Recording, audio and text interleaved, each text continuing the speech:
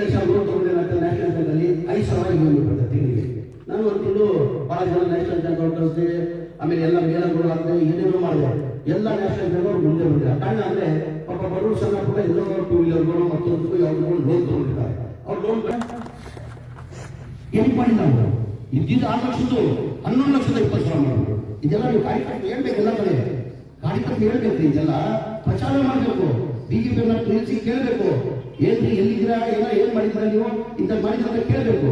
ನಾನು ಬಿಜೆಪಿ ಸವಾಲಾಗಿದ್ದೀನಿ ಅಧ್ಯಕ್ಷ, ನೀವೇನಾರ ನೀವು ಮೋದಿಯಲ್ಲಿ ಓಪನ್ ಆಗಿ ನಾನು ಮುಖ್ಯಮಂತ್ರಿ ಮುಂದಿನ ಸವಾಲಾಗಿದ್ದೀನಿ. ನಾನು ಬೇರೆಯವ್ರ ತರ ಅಲ್ಲ. ನೀವು ಅಶೋಕ ಸ್ಲಮ್ ಬೋರ್ಡಲ್ಲಿ ನೀವೇನಾರ ಒಂದು ಮನೆ ಕೊಟ್ಟಿದ್ರೆ ನೀವು ಮೋದಿಯಲ್ಲಿ ನಾನು ಸಿಟ್ಟು ಯಾರಿಗೆ ಕಮಿಟ್ ಮಾಡಿದ್ವಿ. ಏನಾಗಿದೆ ಸಿಟ್ಟು ಯಾರು ಜಾಸ್ತಿ ಅಂತ ನೋಡಮ್ಮ, ಅವ್ರಿಗೆ ಮನಸ್ಸು ಬಹಳ ಶುದ್ಧ ಇರ್ತಾರೆ. ಯಾರಿಗೆ ಸಿಟ್ಟಿರಲ್ಲ ನೋಡಿ ಆ ಕಥನ ಕೇಳಿ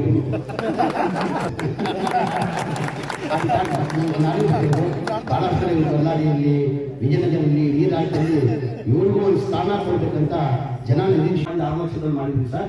ಜನರಲ್ ಆಗಿ 2 ಲಕ್ಷ ಕಟ್ಟಬೇಕಾಗಿತ್ತು, SC ST 2 ಲಕ್ಷ ಕಟ್ಟಬೇಕು. ಅದನ್ನು ಮನೆ ಸಿಕ್ಬಿಡೋದವ್ರಿಗೆ ಬಿಜೆಪಿ ಅವರು ಬಂದು ಬಸವರಾಜ ಬೊಮ್ಮಾಯಿಯವರು 11,20,000 ಮಾಡಿದ್ರು. 8 ಸಲ ಬೆನಿಫಿಷರಿ ಕಟ್ಟಬೇಕು. ಅವ್ರು ಕಟ್ಟಕ್ಕೆ ಸಾಧ್ಯ ಆಗ ಯಾರು ಮುಂದೆ ಬರ್ತಾ ಇಲ್ಲ. ಇಲ್ಲ ಯಾವ ಕಾರಣಕ್ಕೆ ಬಡವರು ಕಟ್ಟಕ್ಕೆ ಸಾಧ್ಯ ಆಗಲ್ಲ. ಎಷ್ಟು ಮನೆಗಳು ಕಂಪ್ಲೀಟ್ ಸ್ಟೇಜ್ ಅಲ್ಲಿ ಇದೆ, ಅದು 13 ಲಕ್ಷದ ಕಂಪ್ಲೀಟ್ ಸ್ಟೇಜ್ ಅಲ್ಲಿ ಇದಕ್ಕೆ ಒಂದು ಕೆಲಸ ಮಾಡು, ಸರ್ಕಾರ ವತಿಯಿಂದ 1 ಲಕ್ಷ ಕಡಿಮೆ ಮಾಡ್ತೀವಿ ಅಂತ ಕ್ಯಾಬಿನೆಟ್ ಅಲ್ಲಿ ತಂದು 130 ಕೋಟಿ ಕೊಟ್ಟು ನನ್ನ ಕಮಿಟ್ಮೆಂಟ್ ಇರಲಿಲ್ಲ, ಜನಗಳು ಮಾತು ಕೊಟ್ಟಿರಲಿಲ್ಲ. ನಾವು ಈ ಗ್ಯಾರಂಟಿಗಳು 1 ಲಕ್ಷ ಕಡಿಮೆ ಮಾಡಿದ್ರು. ನನಗೆ ಸೂಚನೆ ಕೊಟ್ಟರು, ನೀವು ಒಂದು ಕೆಲಸ ಮಾಡು, ಇದು ಬ್ಯಾಂಕ್ ಅಲ್ಲಿ ಲೋನ್ ತಗೊಂಡು ಅವ್ರು ಮಾಡು. 5 ಲಕ್ಷ ಲೋನ್ ತಗೊಂಡಿರೋ ನ್ಯಾಷನಲ್ ಬ್ಯಾಂಕ್ ಅಲ್ಲಿ 5,000 EMI ಬರ್ತದೆ ತಿಂಗಳಿಗೆ. ನಾನು ಒಂದು ತಿಂಗಳು ಬಹಳ ಜನ ನ್ಯಾಷನಲ್ ಬ್ಯಾಂಕ್ ಅವ್ರು ಕಳಿಸಿದೆ, ಆಮೇಲೆ ಎಲ್ಲ ಮೇಲಗಳು ಆಗ್ತದೆ, ಏನೇನೋ ಮಾಡಿದೆ. ಎಲ್ಲ ನ್ಯಾಷನಲ್ ಬ್ಯಾಂಕ್ ಅವ್ರು ಮುಂದೆ ಬಂದಿಲ್ಲ. ಕಾರಣ ಅಂದ್ರೆ ಪಾಪ ಬಡವರು ಸಣ್ಣ ಪುಟ್ಟ ಎಲ್ಲೋ 2 ವೀಲರ್ಗಳು ಮತ್ತೊಂದಕ್ಕೂ ಯಾವ್ದಕ್ಕೂ ಲೋನ್ ತಗೊಂಡಿರ್ತಾರೆ. ಅವ್ರು ಲೋನ್ ಕಟ್ಟಿಲ್ಲ, ಸಿಬಿಲ್ ಆಗ್ತಾ ಇಲ್ಲ.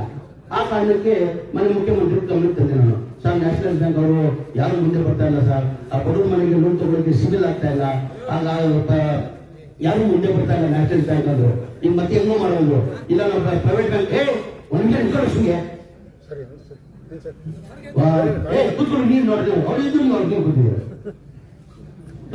ಮತ್ತೆ ಮನೆ ಮುಖ್ಯಮಂತ್ರಿಗಳು ಪ್ರೈವೇಟ್ ಬ್ಯಾಂಕ್ ಅಲ್ಲಿ ತಗೊಂಡ್ರು. ಇಲ್ಲ ಸರ್ ಪ್ರೈವೇಟ್ ಬ್ಯಾಂಕ್ ಅಲ್ಲಿ ತಗೊಂಡ್ರೆ ನ್ಯಾಷನಲ್ ಬ್ಯಾಂಕ್ ಅಲ್ಲಿ 7% ಆಗಿ ಇಂಟ್ರೆಸ್ಟ್ ಆಗ್ತದೆ ಸರ್, ನ್ಯಾಷನಲ್ ಬ್ಯಾಂಕ್ ಅಲ್ಲಿ ತಗೊಂಡ್ರೆ 100% ಇಂಟ್ರೆಸ್ಟ್ ಆಗ್ತದೆ.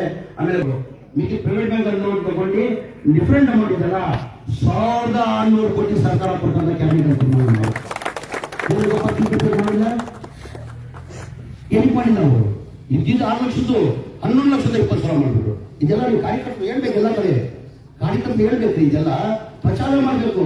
ಬಿಜೆಪಿ ನಿಲ್ಲಿಸಿ ಕೇಳಬೇಕು, ಏನ್ರಿ ಎಲ್ಲಿದ್ದೀರಾ, ಏನ್ ಮಾಡಿದ್ದೀರಾ ನೀವು ಇಂಥ ಮಾಡಿದ್ರೆ ಕೇಳಬೇಕು. ಕಡಿಮೆ ಆಗ್ಬಿಟ್ಟ ಇದು 9,000 ಕೋಟಿ ಸ್ಲಮ್ ಬೋರ್ಡ್ ಮತ್ತೆ ಇದು ಯಾವುದೋ ರಾಷ್ಟ್ರೀಯ ಮನೆಗಳು ಆಯ್ತಾ 120 ಕೋಟಿ ಕಡಿಮೆ ಮಾಡಿದ್ರೆ ಬಂದಿದೆ. 1,600 ಕೋಟಿ ಇತ್ತು. 1,600 ಕೋಟಿ ಅಂದ್ರೆ ಒಟ್ಟಾಗಿ 12,000 ಕೋಟಿ ನಮ್ಮ ವಸತಿಗೆ ಎಕ್ಸ್ಟ್ರಾ ಗ್ರಾಂಟ್ ಕೊಟ್ಟಿದ್ದಾರೆ. ನಾವು ಮಾತು ಕೊಟ್ಟಿರ್ಲಿಲ್ಲ. ಇದೆಲ್ಲ ನೀವೆಲ್ಲ ಹೇಳ್ಬೇಕು.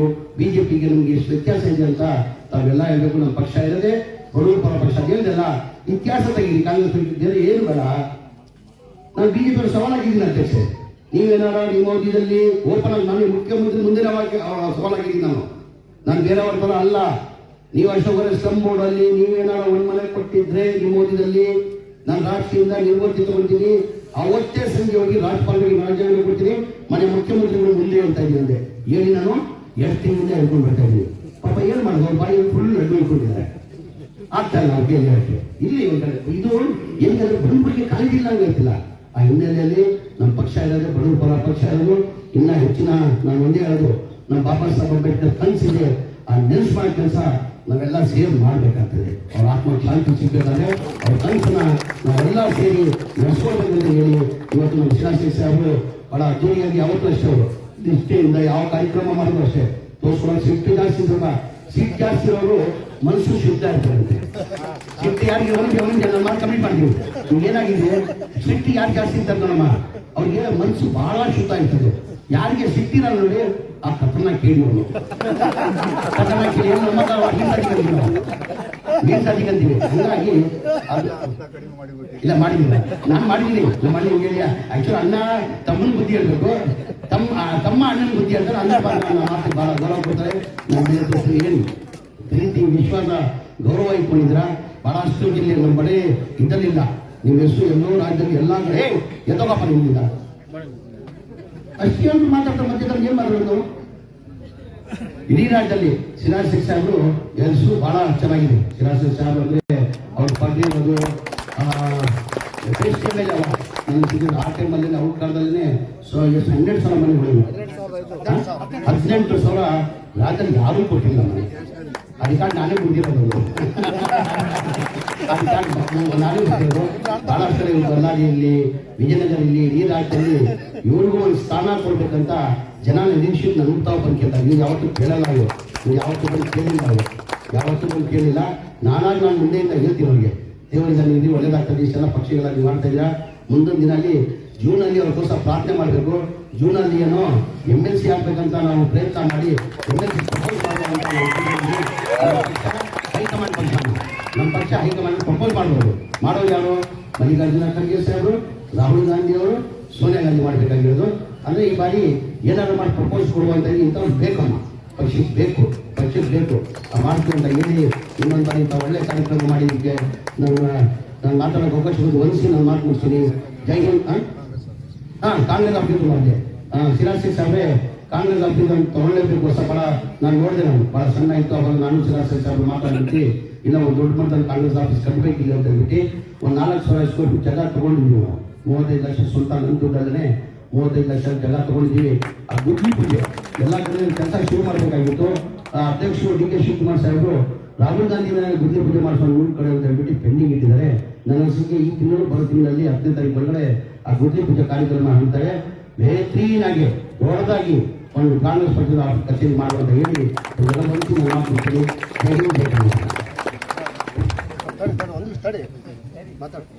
ಹುಬ್ಬಳ್ಳಿಯಲ್ಲಿ ನಡೆದಂತಹ ಕಾರ್ಯಕ್ರಮನ ಯಶಸ್ವಿ ಮಾಡಿ ಹೆಚ್ಚಿನ ವಿಡಿಯೋಗಳಿಗೆ ಪ್ರತಿಧ್ವನಿ ಯೂಟ್ಯೂಬ್ ಚಾನೆಲ್ ಸಬ್ಸ್ಕ್ರೈಬ್ ಮಾಡಿ, ಬೆಲ್ ಐಕಾನ್ ಕ್ಲಿಕ್ ಮಾಡಿ.